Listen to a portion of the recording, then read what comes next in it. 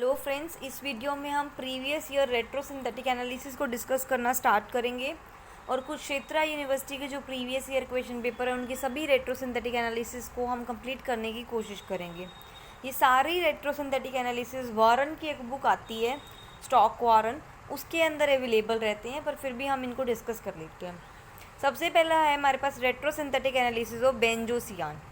बेंजोसियान जो स्ट्रक्चर है उस स्ट्रक्चर में हमारे पास COOET एक ये फंक्शनल ग्रुप प्रेजेंट होता है और एक ये नाइट्रो ग्रुप प्रेजेंट होता है, NH2 अमाइन ग्रुप प्रेजेंट होता है। तो अगर हमें कभी भी किसी फंक्शनल ग्रुप के अंदर कार्बोनिल कार्बन मिलता है और उसके साथ में कोई भी फंक्शनल ग्रुप है तो सबसे पहले हम उसी को ब्रेक करने की कोशिश करते हैं।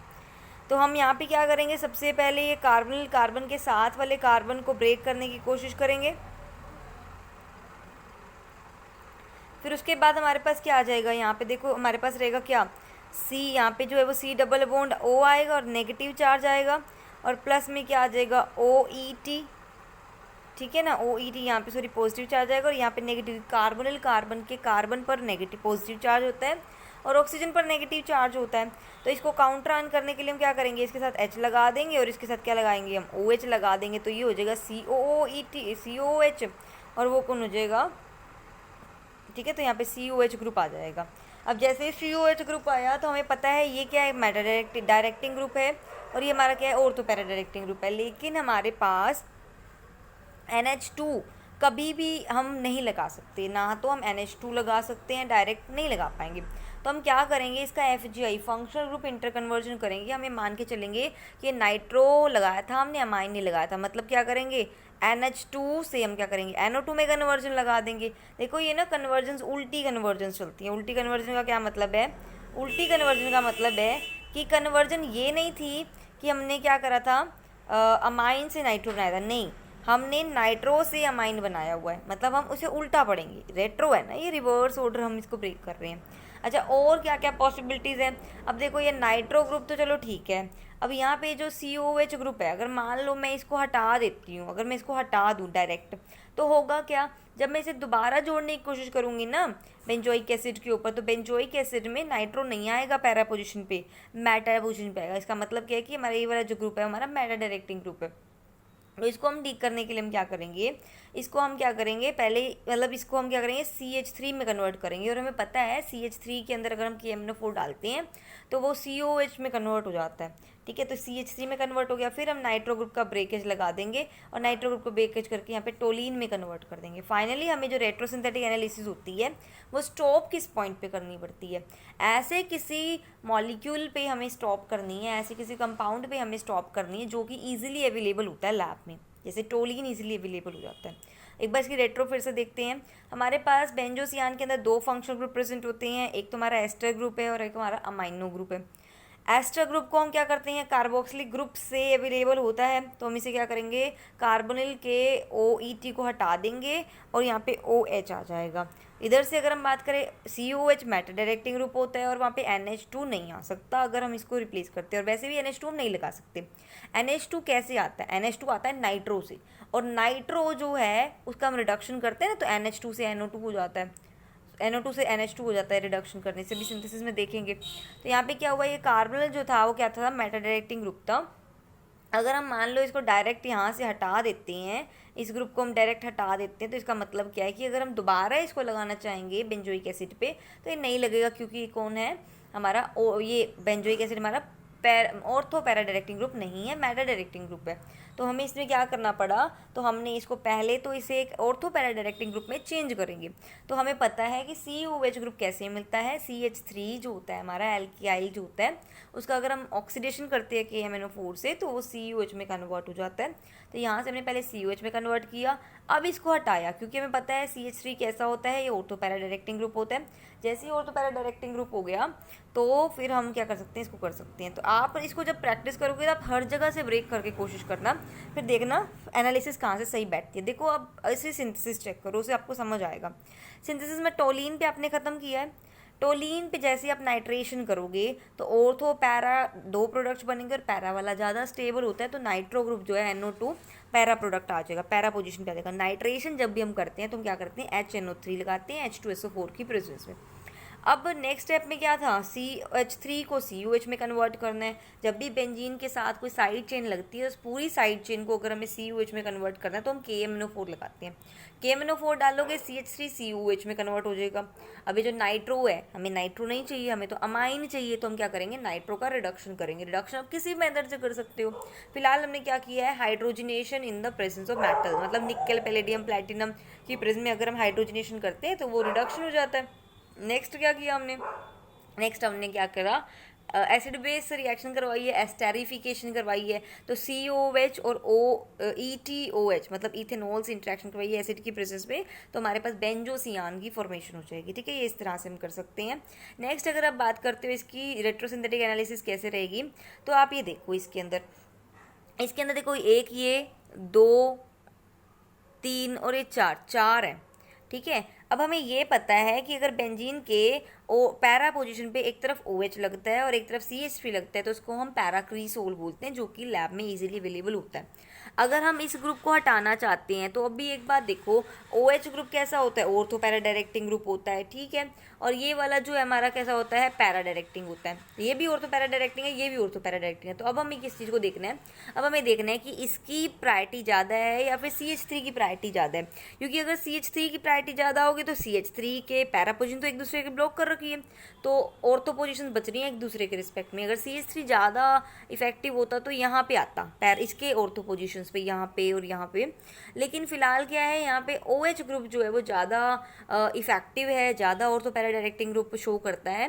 तो हम क्या करेंगे, जैसे ही हम इसका क्या करेंगे, यहाँ से ब्रेकेज लगा देंगे, और जैसे हम इसको जब हम क्या करते हैं, फ्रिडल क्राफ्ट करवाते हैं, एल्काइलेशन करवाते हैं, तो यहाँ पे जो OH ग्रुप है इसके ऑर्थो पोजीशंस पे, दोनों ऑर्थो पोजीशंस ऑक्यूपाई कर लेता है ये टर्शियरी ब्यूटाइल। अगर आप चाहो तो इस वाले ग्रुप के लिए, ये जो हमारा बना है केटायन, इसके लिए आप क्या कर सकते हो, या तो सिंपल आप यहाँ पे Cl, ये टर्शियरी क्लोराइड डाल सकते हो, या फिर आप इसके लिए ये वाला ग्रुप भी डाल सकते हो। ऐसा करने से हमारे पास ये वाले ग्रुप जो हैं वो दोनों पोजीशंस पे इंट्रोड्यूस हो जाएंगे। तो ये हमारी सेकंड रेट्रोसिंथेटिक एनालिसिस थी। तो हमने इस पेज में 2 रेट्रोसिंथेटिक एनालिसिस पढ़ी। अब देखते हैं नेक्स्ट पेज। ठीक है, रेट्रोसिंथेटिक एनालिसिस स्टार्ट करते हैं। तो यहाँ पे देखो, अब हमारे पास क्या है, 3 फंक्शनल ग्रुप प्रेजेंट है, Me, Br और OH। तो देखो, सबसे पहले हमें क्या करना है, हमें इसके अंदर ये चेक करना है कि किस तरह से हम क्या कर सके, तीनों ग्रुप को लास्ट में सही से सेट कर सके। हमारे पास अगर मान लो लास्ट में अगर मैं ख़त्म करती हूँ सिर्फ इस पे, मतलब सिर्फ Me पे, तो हमारे पास देखो ये टोलिन बनेगा, ये भी अवेलेबल होता है। ब्रोमोबेंजीन चाहो वो भी अवेलेबल होता है, और OH चाहते हो वो भी अवेलेबल होता है। तो अभी हमें देखना है कि किस तरीके से सबसे आसानी से बन सकता है। तो देखो, अगर मैं इसको क्या करूँगी, पहले ना, सबसे पहले ना OH ग्रुप जो होता है ना, OH ग्रुप ये ऐसे नहीं लगता। OH ग्रुप लगाते हैं डाइजोनियम से। OH ग्रुप हमेशा डाइजोनियम से बनता है। ठीक है, तो OH ग्रुप डाइजोनियम से कैसे बनता है, डाइजोनियम होगा, मतलब ये से जैसे हम अमाइन लगाते हैं ना, अमाइन, तो अमाइन को डाइजोनियम में कन्वर्ट कर देते हैं। कैसे होता है डाइजोनियम में कन्वर्ट, देखो आप इसको मैं सिंथेसिस से समझाने की कोशिश करती हूँ। तो जब भी हमें क्या करना होता है, डाइजोनियम में कन्वर्ट करना होता है, सबसे पहले हम क्या करते हैं, सबसे पहले जैसे मान लो इसे टोलिन से स्टार्ट किया, नाइट्रेशन करवाई, पीछे बताया था नाइट्रेशन क्या होती है, HNO3 H2SO4 को बोलते हैं, दोनों कंसनट्रेटेड है। तो इसके ऑर्थो पैरा पोजीशन आएगी, पैरा वाला ज़्यादा प्रोडक्ट बनता है, तो Me के पैरा पोजीशन में नाइट्रो आ गया। अब नाइट्रो हमें नहीं चाहिए, हमें क्या चाहिए, अमाइनो चाहिए, अमाइन चाहिए। तो अमाइन के लिए हम क्या करेंगे, इसका रिडक्शन करवा देंगे। पिछली बार क्या करवाया था, H2 पैलेडियम करवाया था, इस बार HCl डाल सकते हो, कुछ भी डाल सकते हो, कोई दिक्कत नहीं है। रिडक्शन रिड्यूसिंग एजेंट डाले हमने, तो नाइट्रो से क्या करोगे, NH2 बना लोगे, ये बन गया। फिर हमें क्या करनी है, देखो NH2 बहुत ज़्यादा रिएक्टिव होता है, तो इसकी रिएक्टिविटी को कम करना है, क्योंकि अगर आप डायरेक्ट ब्रोमीन वगैरह डालोगे तो ये नाइट्रोजन पे लोन पेयर जो प्रेजेंट होते हैं ना, नाइट्रोजन पे जो लोन पेयर प्रेजेंट होते हैं, तो ये वाले जो लोन पेयर हैं ये वाले अटैक कर जाएंगे ब्रोमीन पे। तो हमें ये नहीं करना, सबसे पहले हम इसको प्रोटेक्शन करेंगे। तो प्रोटेक्शन करने के लिए हमने क्या किया, ACOH का इस्तेमाल किया है। तो आप कोई भी प्रोटेक्टिंग ग्रुप लगा सकते हो, तो हमने फिलहाल ACH का इस्तेमाल किया। यहाँ से H और यहाँ से OH निकल जाएगा, तो वाटर मॉलिक्यूल निकल गया, इस H की जगह पे AC आ जाएगा। ठीक है, हो गया। अब यहाँ पे इसका प्रोटेक्शन हो गया। अब NH जो है उससे रिएक्ट नहीं करेगा। फिर ब्रोमिनेशन की है, और ब्रोमिनेशन को हमने फॉलोइंग करवाई है NaOH से। देखो, जैसे आप ब्रोमिनेशन करोगे, ब्रोमिनेशन का रिजल्ट ही होगा इसके ये ऑर्थो पैरा डायरेक्टिंग ग्रुप है और एमी से ज़्यादा इफेक्टिव रहता है, तो इसके ऑर्थो पोजीशन पे क्या आ गया, ब्रोमीन आ गया है। फिर हमने क्या किया, NaOH से इसके क्या करा दिया, या हाइड्रोलिसिस भी करा सकते हो ताकि NHAC जो है वो दोबारा से क्या करे, NH2 के अंदर कन्वर्ट हो जाए। फिर जैसे ही NH2 में कन्वर्ट हो गया तो हमें यहाँ पे NH2 नहीं चाहिए, यहाँ पे OH चाहिए, और OH सिर्फ डाइजोनियम के थ्रू बनता है। तो हम अमाइन को डाइजोनियम में कन्वर्ट कर सकते हैं। कैसे होगा, अमाइन को सबसे पहले क्या करो, डाइजोनियम में कन्वर्ट करो। उसके लिए रिएजेंट डलते हैं NaNO2H2SO4, ये डाइजोनियम बन जाएगा यहाँ से। और डाइजोनियम के आप H2O से इंटरेक्शन करवा दोगे तो यहाँ पे क्या हो जाएगा, N पॉजिटिव की जगह OH आ जाएगा। तो ये हमारा जो है वो फंक्शनल ग्रुप बन जाएगा। अब इसकी रेट्रो एक बार देखो, रेट्रोसिंथेटिक एनालिसिस में सबसे पहले आपको क्या समझा, आपने समझा कि इस OH को हटाना है, लेकिन ये डाइजोनियम के थ्रू ही हटेगा। डाइजोनियम से स्टार्टिंग किससे करते हैं, हम अमाइन से करते हैं, तो यहाँ पे अमाइन ग्रुप आ जाएगा। फिर हम क्या करेंगे, इसको हटाएंगे, और इसको ऐसे नहीं हटाया था, पहले प्रोटेक्शन की थी फिर इसको हटाया था, तो हम इसको हटा देंगे। और ये अंडरस्टूड है कि इसको प्रोटेक्शन करके ही हटाया होगा। फिर क्या होगा, इसको हम किस में कन्वर्ट करेंगे, नाइट्रो में, क्योंकि अमाइन नहीं लगा सकते हम, नाइट्रो लगा सकते हैं, नाइट्रो का रिडक्शन कर सकते हैं। तो अमाइन किससे बना होगा, नाइट्रो से बना होगा। और नाइट्रो कैसे आया होगा, सिंपल है, टोलिन की नाइट्रेशन कर देंगे तो नाइट्रो आ गया होगा। ये सिंथेसिस मैंने आपको समझा दी। नेक्स्ट अगर हम बात करें इसका, अगर हमें रेट्रोसिंथेटिक एनालिसिस करना है तो हम कैसे करेंगे, देखो ये बहुत सिंपल है। अगर हम देखें, अगर हम ये देखते हैं कि बेंजीन पे यहाँ पे क्या हो रहा है कि यहाँ पे CH3 ग्रुप भी लगा हुआ है, एमी ग्रुप भी लगा हुआ है मतलब, और यहाँ पे OMe मतलब एनी सोल के ऊपर क्या लगा हुआ है, एक मेटा पोजीशन पे क्या लगा हुआ है, CH3 लगा हुआ, और OMe जो होता है हमारा मेटा डायरेक्टिंग ग्रुप ही होता है। तो बहुत सिंपल है, हम क्या करेंगे, सबसे पहले हम इसे किस में कन्वर्ट कर देंगे, फ्रिडल-क्राफ्ट एल्काइलेशन अगर आप इसकी करोगे तो इसके जो है वो क्या होगा, इसके ऑर्थो पैरा पोजीशंस पे ही आएगा। ये ऑर्थो पैरा डायरेक्टिंग ग्रुप होता है OMe। तो इसके ऑर्थो पैरा, अब ये वाला तो जो हिंड्रेंस हो जाएगी, स्टीरिक हिंड्रेंस यहाँ से भी और यहाँ से भी, तो इसके ऊपर अटैक नहीं जाएगा।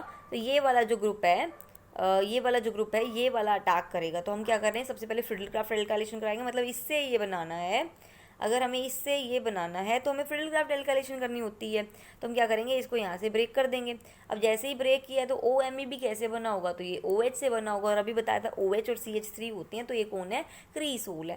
तो ये कौन है, मेटाक्रीसोल है। ये भी इजीली अवेलेबल होता है। तो देखो मेटाक्रीसोल है, मेटाक्रीसोल की Me2SO4 से इंटरेक्शन करवाओगे बेस के प्रेजेंस में, तो H जो है वो Me में कन्वर्ट हो जाएगा।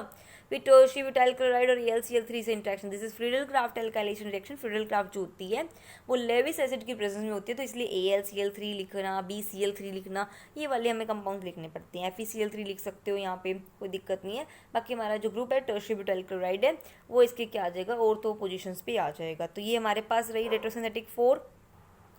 नेक्स्ट अगर हम रेट्रोसिंथेटिक एनालिसिस देखते हैं, रेट्रोसिंथेटिक एनालिसिस 5, तो उसमें देखो क्या है, अगर हमारे पास ना जो आया हुआ क्वेश्चन है वो इसके बेस पे आया हुआ, भाई यहाँ से नहीं आया हुआ, पर फिर भी हम यहीं से स्टार्ट करते हैं। तो देखो यहाँ पे क्या है, CH3Cl है, और एक क्लोरीनेशन कैसे आती है, तो क्लोरीनेशन आती है PCl5 वगैरह डालने से आ जाती है।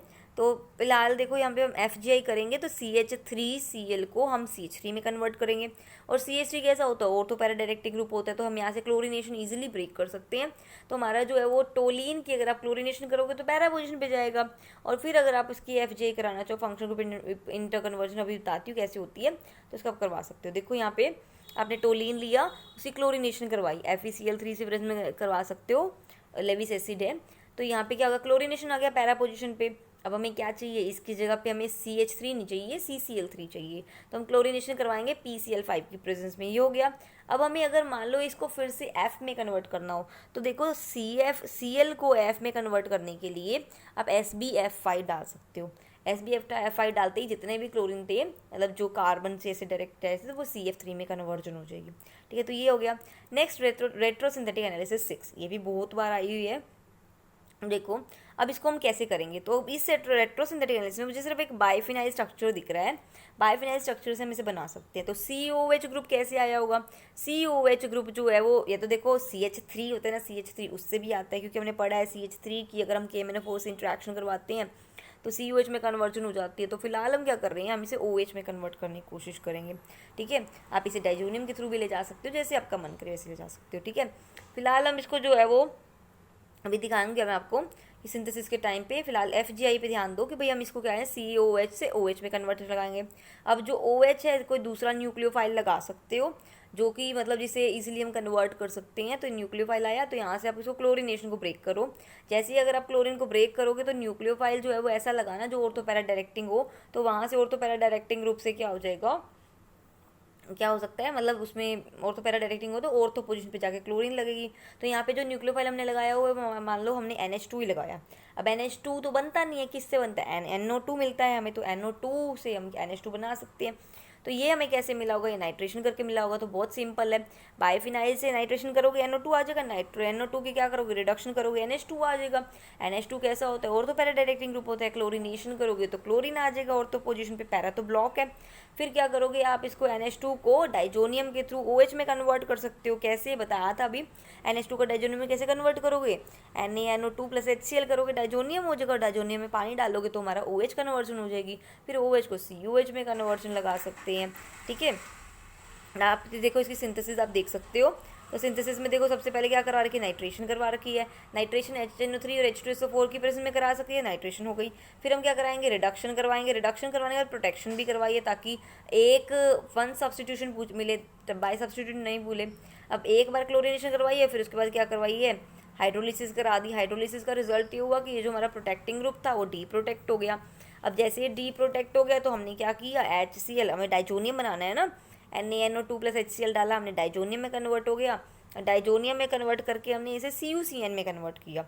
डाइजोनियम डाल के CuCN डाला, साइनाइड डाला CN, और CN की NaOH से इंटरेक्शन करवाते CuOH में कन्वर्जन हो जाती है। तो ये हमारा आंसर था, टारगेट मॉलिक्यूल प्रेजेंट था। नेक्स्ट देखो, नेक्स्ट रेट्रोसिंथेटिक एनालिसिस में देखो 3 फंक्शनल ग्रुप हैं। COH है वो मैटर डायरेक्टिंग ग्रुप है, और OH ortho para directing group है, और NH2 होता है हमारा वो भी ऑर्थो पैरा डायरेक्टिंग ग्रुप होता है। अब सबसे पहले अगर हम देखें तो हमें ये बात पता है कि NH2 जो होता है वो हमें नहीं अवेलेबल होता, ये मेटा पे है ना, तो COH के मेटा पे तो लग सकता है, कोई दिक्कत नहीं है। ठीक है, और वैसे भी इसके भी ये और पैरा पे पहुंचेगा, इसके मेटा पहुंचेगा, तो मतलब ये इजीली हम लगा सकते हैं, इसे अटैच कर सकते हैं। तो जो NH2 है ये हमें नहीं मिलता है, किससे मिलता है, NO2 से मिलता है। तो NO2 हमने FGI करा लिया। अब हमें पता है भी NO2 तो हम इजीली लगा सकते हैं नाइट्रेशन करके, तो ये हमने यहाँ तक बना लिया। ठीक है, तो ये हमें जो है सैलिसिलिक एसिड जो होता है ये हमें इजीली अवेलेबल हो जाता है। तो सिंथेसिस स्टार्ट करते हैं। सैलिसिलिक एसिड है, इसकी नाइट्रेशन करोगे तो नाइट्रो आ जाएगा, क्योंकि इसके भी ये पैरा पे पड़ता है और इसके भी ये मेटा पे पड़ता है। तो ये वाला मेटा डायरेक्टिंग ग्रुप ऑलरेडी और पैरा स्टार्टिंग में बताया।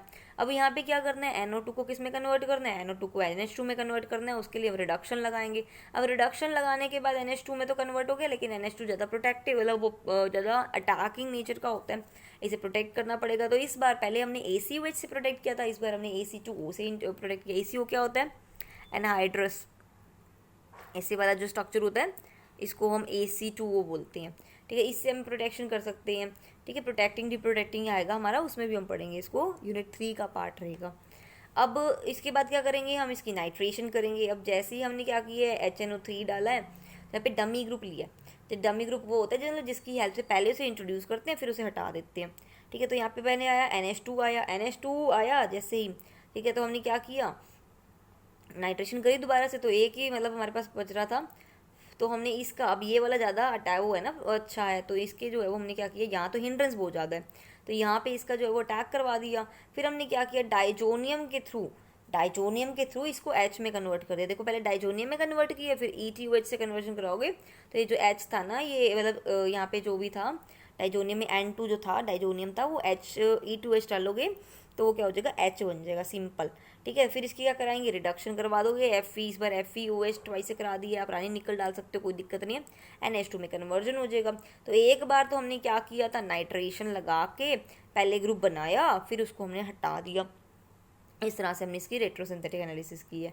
तो बहुत सिंपल है। देखो अगर आपको क्या चाहिए, अगर अपने फंक्शनल ग्रुप्स में अगर आपको सिर्फ इतना ही चाहिए, देखो सिर्फ अगर आपको इतना ही चाहिए तो आप सिंपल इसकी रिडक्शन करवाओ, आप यहाँ टारगेट मॉलिक्यूल तक पहुँच जाओगे। अगर आपको फिर भी आगे चाहिए, डमी ग्रुप का कंसेप्ट चाहिए, तो डमी ग्रुप का मतलब है कि नाइट्रो यहाँ ना लग के यहाँ लग जाए, तो कैसे लगाओगे, हम एक और नाइट्रो लगाएंगे और फिर नाइट्रो की हेल्प से फिर डाइजोनियम लगा के पहले वाले को हटा देंगे और दूसरे वाले की फिर रिडक्शन कर देंगे। तो इस तरह से है। ठीक है, नेक्स्ट 8th रेट्रोसिंथेटिक एनालिसिस में देखो क्या कहता है, हमारे पास ना ये हमें फंक्शनल ग्रुप दे रखा है, लेकिन इसको रेट्रोसिंथेसाइज करने के 2 वेज हैं। अब 2 वेज का क्या मतलब है कि अगर मान लो आप नाइट्रेशन पहले कर सकते हो या फिर आप क्लोरोमिथाइलेशन पहले कर सकते हो, ठीक है। तो अगर मान लेते हैं, मैं मान के चलती हूँ कि पहले नाइट्रो का ब्रेकेज हुआ तो नाइट्रो का हटा दिया, अब यहाँ पे क्या हुआ, क्लोरोमिथाइलेशन किया यहाँ पे, ठीक है, यहाँ तक पहुँच गए। क्लोरोमिथाइलेशन इस रिएजेंट के प्रेजेंस में होती है CH2O HCl ZnCl2। ऐसा करते हो तो एक कार्बन और फिर उसके बाद जो होता है वो क्लोरीन जो है वो जुड़ता है। अब यहाँ पे क्या किया हमने, OET लगाया बेंजीन के ऊपर, ये तो मिल जाएगा हमें इथोक्सी बेंजीन। अब हमें मान लो कि मैं इसकी साथ क्लोरीनेशन कर देती हूँ, पहले क्लोरोमिथाइलेशन करा, ठीक है। अब जब नाइट्रेशन डालोगे, नाइट्रेशन सिर्फ HNO3 नहीं देता, HNO3 के साथ वो एक ऑक्सीडाइजिंग एजेंट भी है, तो वो क्या करेगा, इसको फटाफट ऑक्सीडाइज कर देगा। इसको ऑक्सीडाइज करके क्या बना लेगा, वो COH में कन्वर्ट कर देगा। मतलब इसको ऑक्सीडाइज करेगा तो गड़बड़ हो जाएगी, हमारे पास टारगेट मॉलिक्यूल तो नहीं जाएगा। तो मतलब ये वाला जो पाथ है वो गलत है, इसको हम नहीं फॉलो कर सकते, क्योंकि HNO3 क्या है, ऑक्सीडाइजिंग एजेंट भी है। हम क्या करेंगे, सबसे पहले हम क्लोरोमिथाइलेशन को हटाएंगे, तो ये वाला हमारे पास कंपाउंड बनेगा। इसकी अगर आप वो करते हो, क्लोरोमिथाइलेशन दोबारा करते हो तो आपको ये मिल जाएगा। और नाइट्रेशन को अब हटाओ, पहले नाइट्रेशन कर दोगे नाइट्रो ग्रुप आ जाएगा, अब फिर क्लोरोमिथाइलेशन करोगे तो पहले तो क्लोरोमिथाइल अगर पहले प्रेजेंट था तो वो ऑक्सीडाइज हो जाएगा, अभी तो बाद में लगाया ना, तो सिंथेसिस के टाइम पे, ठीक है। तो रेट्रो तो उल्टी होती है, सिंथेसिस पे मेन फोकस करना है, ठीक है। तो रेट्रो आएगी तभी जब आपको सिंथेसिस आनी स्टार्ट हो जाएगी।